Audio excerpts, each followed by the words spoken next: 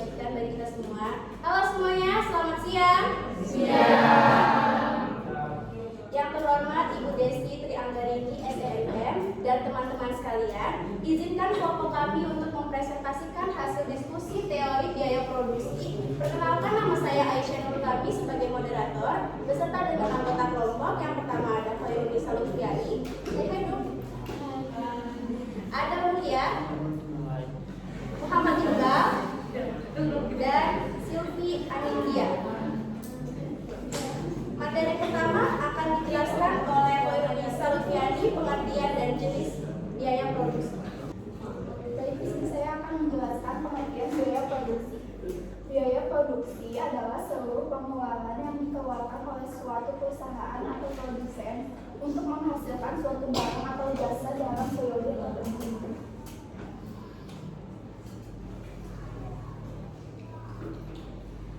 Biaya produksi dikeluarkan setiap perusahaan dibedakan menjadi dua jenis. Pertama, biaya eksplisit, pengeluaran perusahaan berupa uang untuk membeli faktor produksi dan bahan mentah yang dibutuhkan.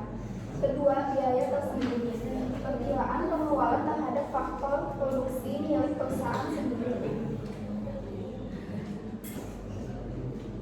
Menurut jangka waktu, biaya produksi dibedakan menjadi dua. Yang pertama, jangka pendek. Dalam jangka pendek, sebagian faktor produksi bersifat tetap dan sebagian lainnya dapat berubah. Dalam jangka panjang, semua faktor produksi bisa berubah dan ditambah sesuai kebutuhan. Baik, terima kasih Khairunisa Lutfiani atas presentasinya.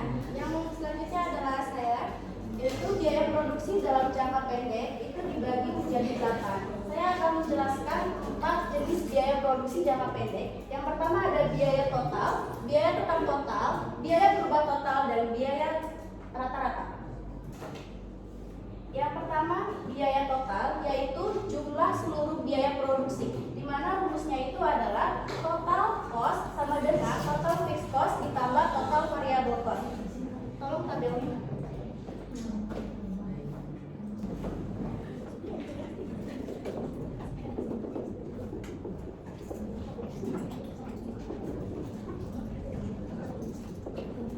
Seperti yang ada di tabel, total variable cost-nya itu adalah 50 ditambah dengan total variable cost-nya 50. Total fixed cost-nya 50. Jadi 50 ditambah 50 adalah 100, di mana total cost-nya ini adalah 100.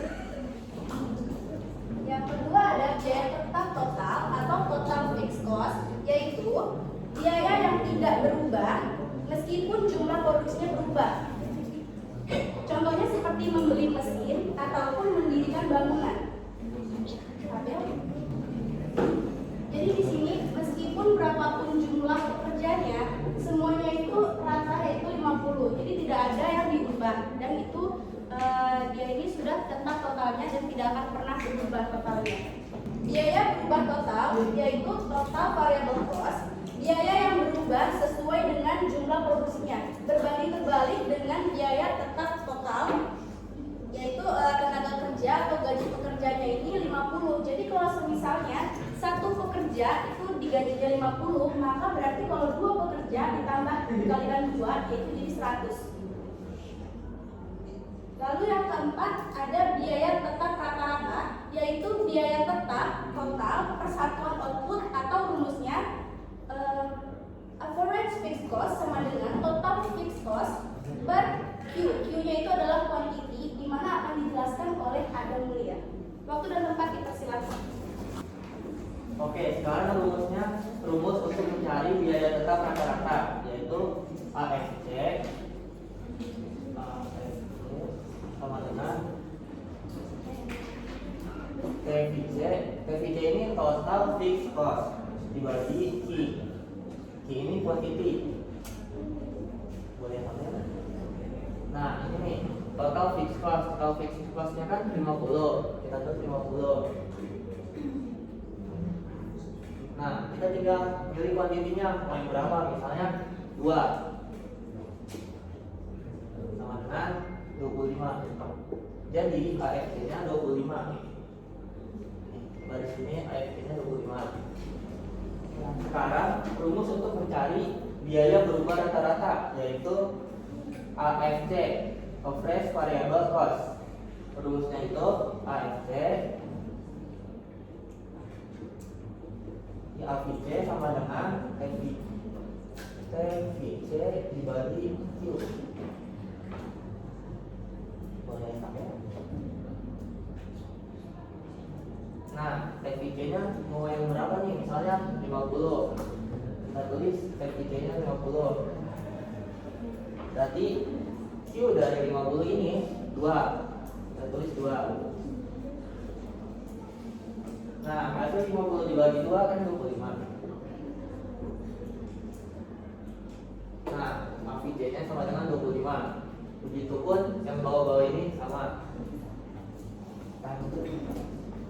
Sekarang cara mencari biaya total rata-rata atau average total cost, AC juga sama. Nah, rumusnya itu ada 2, ada ATC sama dengan TC dibagi Q, atau ATC sama dengan AFC ditambah AVC, di mana AFC ini biaya tetap rata-rata. Nah, AVC ini biaya berubah rata-rata. Kita tulis dulu rumusnya. Kita pakai rumus yang pertambahan aja. AFC sama dengan AFC ditambah AVC. Boleh saja. Nah, ini kan udah ditemuin nih 25 sama 25. Kita tulis aja 25 ditambah 25 sama dengan 50. Berarti AC atau ATC sama dengan 50. Lanjut atas. Yang terakhir itu cara mencari biaya marginal atau MC. Nah, rumusnya itu awalnya rumusnya delta TC dibagi Q. Ini tuh dijabarin biar lebih gampang. Berarti MC sama dengan TC N dikurang TC N dikurang 1 bar QN dikurang QN kurang 1. Nah, di mana N kurang 1 itu juga sebelumnya, misalnya tabel. Nah, misalnya kita nyari TC yang ini ya, yang 100. Berarti TC-nya 100. Nah, ini TC N dikurang 1 itu TC sebelumnya. Berarti TC sebelumnya itu 50. Berarti 100 dikurang 50. Begitupun Q-nya. Nah, Q dari TC 100 itu 2 kan? Kita tulis 2 dikurang Q sebelumnya itu 0. Jadi 100 dikurang 50 2 dikurang 0 2. Jadi 50 dibagi 2 25. Jadi MC-nya itu sama dengan 25. Lanjut ke jenis biaya produksi jangka panjang. Sebelum kita lanjut ke jenisnya, di sini saya pengen nge-remind sedikit kalau total biaya produksi jangka panjang itu adalah semua biaya yang digunakan untuk melakukan produksi atau menghasilkan barang dan jasa atau output. Nah, yang perlu diingat lagi teman-teman dari penjelasan sebelumnya bahwa dalam jangka panjang semua input atau faktor yang digunakan itu bersifat variabel. Nah, itu bisa berubah-ubah, tadi bakal bertambah, juga bakal berkurang. Jadi, nah untuk total biaya produksi jangka panjang itu sendiri dapat dirumuskan dengan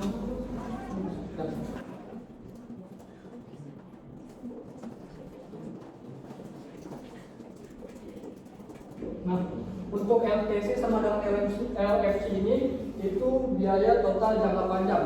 Nah, sedangkan di LFC sama dengan LTC ini tuh untuk biaya marginal jangka panjang.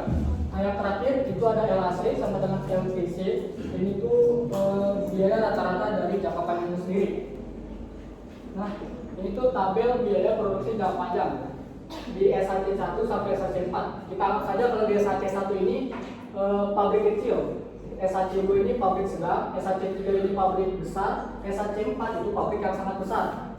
Perlu lihat di kuantitinya itu dari 1 sampai 6. Sedangkan di SAC 2 itu dari 5 sampai sampai 8. Di SAC 3 itu dari 5 sampai 11 dan di terakhir SAC 4 itu dari 9 sampai ke 13.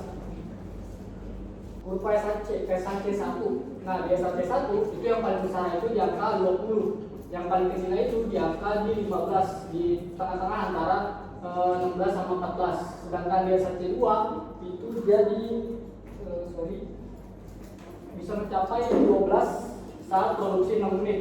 Lanjut lagi di SAC 3. Nah, di SAC 3 itu biaya terendahnya itu turun menjadi 10 saat pada produksi 9 unit.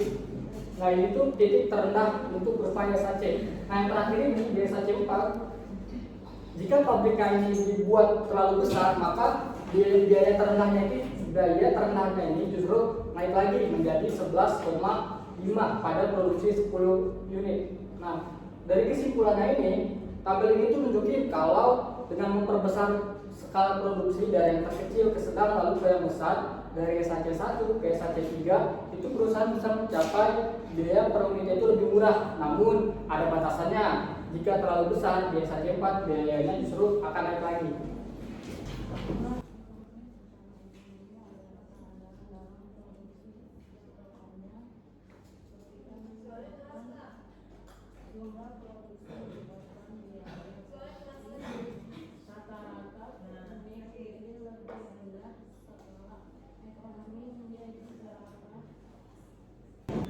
Oke, baik. Kesimpulan dari biaya produksi itu yaitu teori biaya produksi membahas hubungan antara biaya dan output.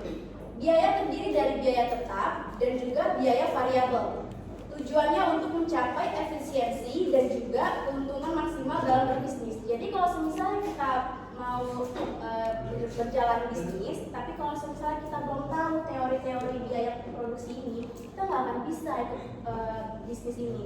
Maksudnya kalau misalkan bisnis itu memang kita tuh harus belajar dulu, jadi supaya